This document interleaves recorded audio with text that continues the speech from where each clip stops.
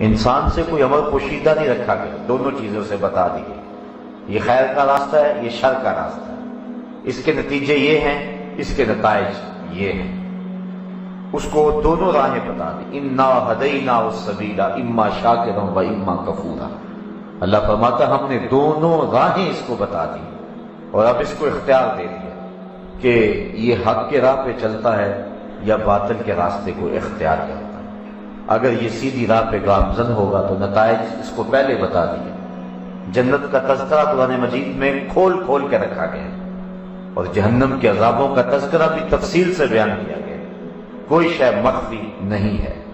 اس کو ترغیب بھی دی گئی ہے، اس کو ترہیب بھی کی گئی ہے، اس کو ڈرایا بھی گیا ہے، اس کو خوشخبری بھی دی گئی ہے، بشارت بھی ہے اور تنذیر بھی ہے، دونوں چیزیں اس کے سامنے ہیں۔ اور یہ نبیوں کا منصب ہے کہ وہ مبشر بھی ہیں اور نذیر بھی ہیں، خوشخبری بھی سناتے ہیں، ڈر بھی سناتے ہیں۔ اب انسان کے سامنے سب کچھ ہے، کھلی کتاب کی طرح، وہ کتاب رحمت قرآن مجید کھولے تو کوئی امر مخفی نہیں ہے، ہر شے اس کے سامنے رکھ دی گئی۔ الگ بات ہے یہ آنکھیں موند کر کے گزر جائے اور اس کتاب رحمت سے بے اعتنائی برتے، ہر شے کھول کھول کے بیان کر دی گئی ہے۔ لیکن پھر بھی انسان کی فطرت کے اندر چونکہ برائی کی طرف بھی ایک کشش موجود ہے، شہوات بھی اس کے اندر موجود ہیں، سفلی جذبات بھی موجود ہیں، تو اس سے گناہ کا سرزد ہونا ممکن ہے۔ لیکن میرا رب کہتا ہے اگر تم سے گناہ سرزد ہو گیا ہے تو پلٹ آؤ، میری رحمت کے دروازے کھلے ہوئے۔ اگر گناہ سرزد ہو گیا ہے تو توبہ کا دروازہ بند تو نہیں ہوا ہے، سورج ابھی مغرب سے طلوع تو نہیں ہوا، تم پلٹ آؤ، تم معذرت کرو، تم آنسو بہا دو، میں تمہیں اس طرح کر دوں گا جس طرح تم نے کوئی گناہ کیا ہوا ہی نہیں۔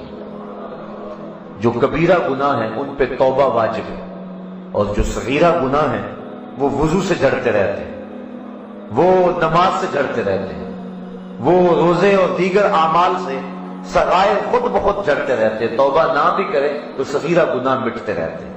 اور جو کبائر ہیں ان سے توبہ کرنے کا حکم ہے، اور اللہ فرماتا ہے اگر تم کبائر سے توبہ کرو گے، کبائر سے اجتناب کرو گے تو تمہارے دوسرے گناہ میں ویسے ہی معاف فرما دوں گا۔ تو اللہ تعالیٰ جل شانہ کے رحمت کے دروازے ہمارے لیے کھلے ہوئے، اگر گناہ سرزد ہو جائے تو فوراً رجوع کر لیں۔ انسان ہے تو آزمائش میں، لیکن اس آزمائش میں حسن ہے اس کا۔ اگر کوئی نابینا کہے کہ میں نے ساری زندگی غیر محرم کو نہیں دیکھا تو بتائیے اس نابینے کا کمال ہوگا؟